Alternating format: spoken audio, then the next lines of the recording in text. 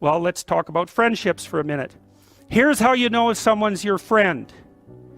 A, you can tell them bad news and they'll listen. They won't tell you why, you know, you're stupid and why that bad thing happened to you and how something worse happened to them once and, you know, derail the whole conversation. You can actually tell them bad news and they'll listen. So that's a good thing. And then this is a weirder thing. You can tell them good news and they'll help you celebrate.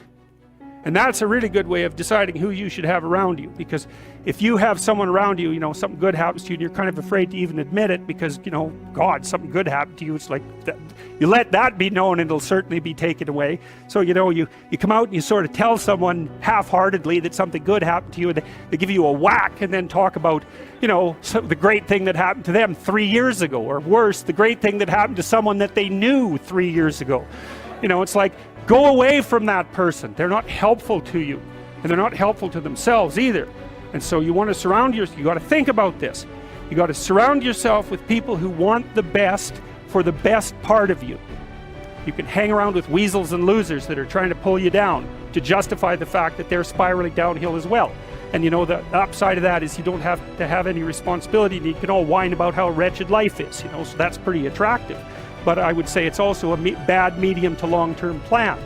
And so it's acceptable and desirable to try to surround yourself with people who are facilitating your development.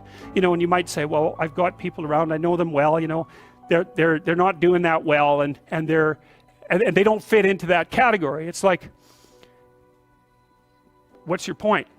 What are you going to do with them exactly? If they'll listen and cooperate with you and move towards a better future, great.